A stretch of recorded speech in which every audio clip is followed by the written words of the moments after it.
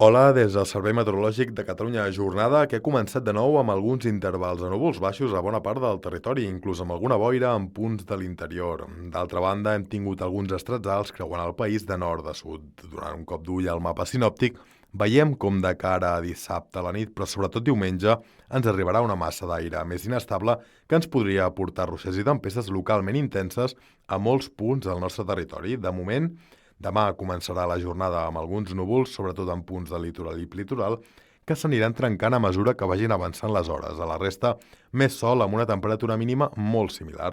A la tarda encara podran quedar alguns núvols en punts de la Costa Daurada i també alguns núvols d'evolució diurna en punts del Pirineu. A la resta, més sol amb una temperatura màxima similar. I ja pel que fa als propers dies, divendres i dissabte encara predominarà el temps anticiclònic amb núvols, sobretot dissabte, i de cara a diumenge, com comentàvem, podríem tenir un brusc canvi de temps amb ruixats, tempestes i una davallada considerable de la temperatura. De moment, això és tot des del Servei Meteorològic de Catalunya.